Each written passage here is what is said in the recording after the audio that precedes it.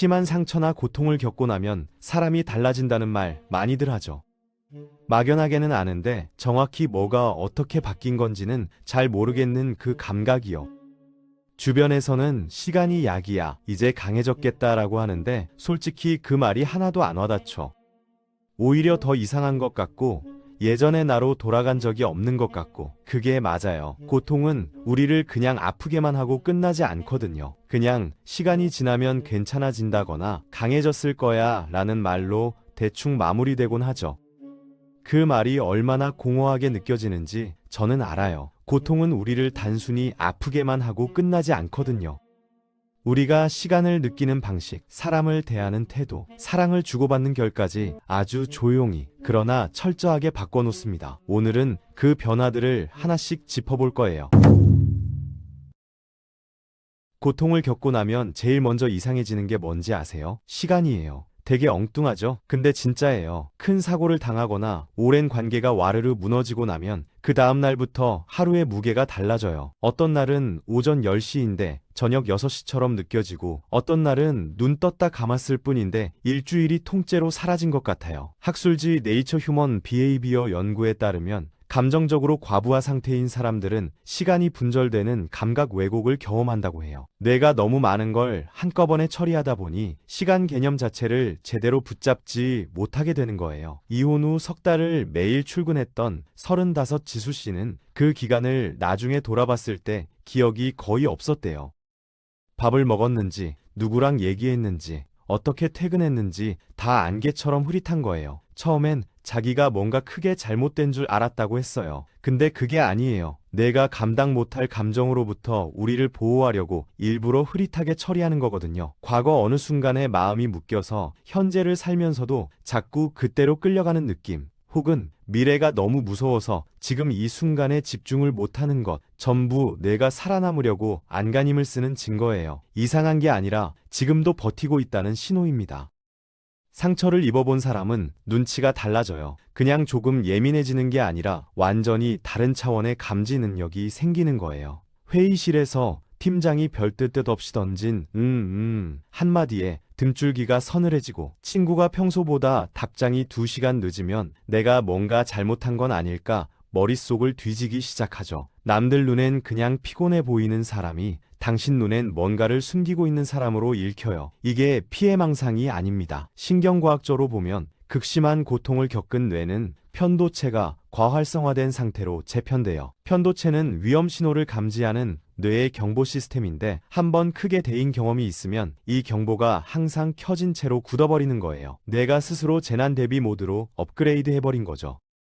그래서 상처받은 사람들은 달라요. 상대방의 눈빛이 살짝 흔들리는 것, 목소리 톤이 미세하게 바뀌는 것, 대화 중간에 생기는 찰나의 침묵까지 다 포착해요. 그 사람이 지금 진심으로 말하는 건지 아닌지를 본능적으로 읽어내는 거예요. 물론 이게 늘 정확한 건 아니에요. 상대방의 평범한 행동을 위협 신호로 오해해서 혼자 밤새 끙끙 앓다가 알고 보니 그냥 그 사람이 피곤했던 것뿐인 경우도 많거든요. 그래서 이 능력은 선물이면서 동시에 짐이기도 해요. 하지만 분명한 건 이 감지 능력 덕분에 당신은 진심과 가식을 구별하는데 누구보다 탁월하다는 거예요. 화려한 말로 포장된 거짓보다 말없이 곁을 지키는 진심에 더 빠르게 반응하는 사람이 된 겁니다. 그러니까 당신 곁에 남아있는 사람들은 진짜예요. 웃음이 사라진 날이 언제였는지 기억하세요? 딱 어느 날부터라고 말하기도 어려운 게 서서히 사라지거든요. 어느 날 거울을 보는데 입꼬리가 어색하고 웃으려 해도 얼굴이 잘 안 따라오고 예전엔 그냥 봐도 웃겼던 것들이 이제는 그냥 지나가요. 주변에서는 요즘 왜 그렇게 무표정이야 라고 하는데 본인은 그런지도 잘 모르는 거죠. 이거 우울증 얘기만은 아니에요. 고통을 겪은 사람이라면 정말 흔하게 겪는 일이에요. 심리학에서는 이걸 감정상실이라고 해요. 즐거움을 느끼는 뇌의 회로가 일시적으로 꺼져버리는 거예요. 고통을 처리하는데 에너지를 전부 쏟다 보니까 기쁨을 만들어낼 여력이 없는 거죠. 배터리가 이미 바닥인 상태에서 다른 앱을 켤 수 없는 것처럼요. 민준 씨라는 32살 친구 얘기를 들은 적이 있는데요. 부모님 사업이 갑자기 무너진 뒤로 딱 그 상태가 1년 넘게 이어졌대요. 여행 가자고 해도 설레지 않고 게임을 켜도 재미가 없고 맛집 가도 그냥 배만 부른 느낌. 근데 더 힘들었던 건 따로 있다고 했어요. 가끔 웃음이 나올 것 같은 순간이 오면 오히려 죄책감이 올라오는 거예요. 가족이 저렇게 힘든데 나만 즐거워도 되나 싶은 마음이요. 이걸 생존자 죄책감이라고 해요. 내가 행복해지는 게 누군가를 배신하는 것처럼 느껴지는 감각이에요. 근데 이건 당신이 나쁜 사람이어서가 아니에요. 그만큼 깊이 연결되어 있다는 거예요. 무표정한 사람 보면 차갑다고 단정 짓지 마세요. 고통이 그 사람의 웃음을 잠깐 빌려간 것뿐일 수 있어요. 그 웃음은 사라진 게 아니라 돌아올 준비를 하고 있는 거예요. 신기하게도 가장 깊이 부서진 사람들이 가장 뜨겁게 무언가를 만들어내는 경우가 많아요. 극심한 고통이 창작의 원동력이 된다는 말, 그냥 하는 말이 아닙니다. 세계적인 작가 해미웨이는 전쟁의 트라우마를 소설로 승화시켰고, 가수 아델은 이별의 고통을 음악으로 풀어내 전 세계 수억 명의 마음을 울렸죠. 이게 단순한 우연이 아니에요. 심리학자 아브라함 메슬로는 결핍이 창조의 가장 강력한 동기가 된다고 했어요. 내가 간절히 원했지만 얻지 못한 것, 내가 너무 아팠던 그 지점이 오히려 세상에 없던 무언가를 만들어내는 출발점이 된다는 거죠. 제가 아는 41살의 수진 씨는 오랜 직장 내 괴롭힘 끝에 결국 퇴사를 했어요. 한동안 아무것도 하지 못하고 방에만 있었는데 어느 날 자기가 겪은 이야기를 블로그에 쓰기 시작했대요. 처음엔 그냥 감정 쏟아내기였는데 반응이 오기 시작했어요. 비슷한 경험을 한 사람들이 댓글을 달고 쪽지를 보내고 고맙다는 말을 전해왔죠. 그게 지금은 직장 내 괴롭힘 피해자들을 돕는 작은 커뮤니티가 됐어요.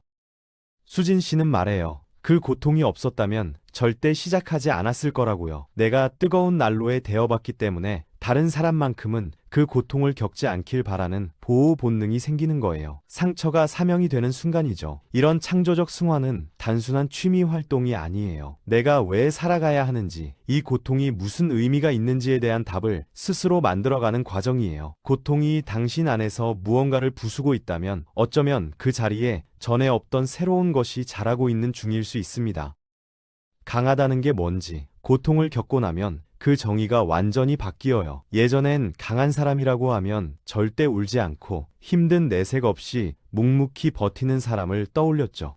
직장에서 야근을 밥 먹듯 해도 피곤한 표정 하나 없이 다음날 출근하는 사람, 아무리 힘든 일이 생겨도 괜찮아를 입에 달고 사는 사람. 그게 강한 거라고 배웠어요. 그런데 진짜 고통 앞에 서본 사람은 알아요. 그 정의가 얼마나 위험한 착각이었는지를요. 40대 초반의 현수 씨는 10년 가까이 그렇게 살았어요.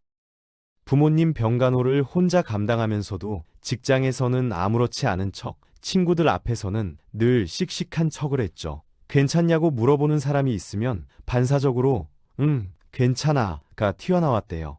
그러다 어느 날 갑자기 지하철역 계단에서 그냥 주저앉아 버렸어요. 몸이 먼저 신호를 보낸 거죠.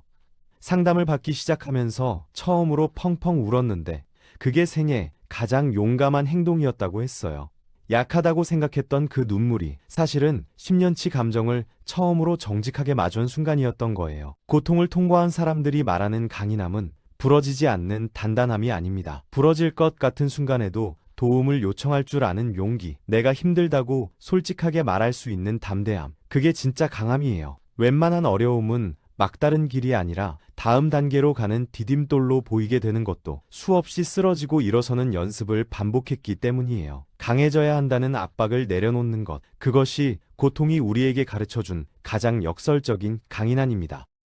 한번 크게 배신당한 사람은 다시는 그 문을 쉽게 열지 않아요. 당연한 거예요. 자물쇠가 망가진 경험이 있으면 더 튼튼한 자물쇠를 달고 싶어지는 게 인간의 본능이니까요. 그런데 문제는 그 자물쇠가 너무 견고해져서 정작 들어와도 되는 사람까지 막아버리는 상황이 생긴다는 거예요. 신뢰는 고통이 가장 먼저 건드리는 영역 중 하나입니다. 믿었던 사람에게 상처받으면 크게 두 가지 방향으로 반응이 나뉘어요. 아예 너무 빠르게 새로운 사람에게 전부를 쏟아붓거나 반대로 누구에게도 마음을 주지 않고 극도로 혼자가 되거나 둘 다 같은 뿌리에서 나온 반응이에요. 다시는 그 고통을 겪고 싶지 않다는 간절함이죠. 38살의 재훈 씨는 가장 믿었던 사업 파트너에게 사기를 당한 뒤로 아무에게도 부탁을 못하는 사람이 됐어요. 이삿짐도 혼자 날랐고 아파도 병원에 혼자 갔고 힘들어도 절대 티를 내지 않았죠. 도움을 받는 것 자체가 또 다른 취약점을 만드는 것 같아서 두려웠다고 해요. 그런데 재훈 씨가 나중에 깨달은 게 있어요. 혼자 모든 걸 감당하려다 보니 정작 자기가 감당할 수 있는 것보다 더 많은 걸 혼자 짊어지고 있었다는 거예요. 벽을 쌓는 건 나를 보호하는 동시에 나를 고립시키는 일이기도 하다는 걸 그제야 알게 된 거죠. 부러진 뼈가 시간이 지나면 더 단단하게 붙듯이 신뢰도 천천히 돌보면 회복돼요. 빠르게 열 필요는 없어요. 다만 문 앞에 서서 조금씩 틈을 내어보는 것, 그 작은 시도가 치유의 시작이에요. 당신의 속도를 존중하며 기다려줄 사람은 반드시 있습니다.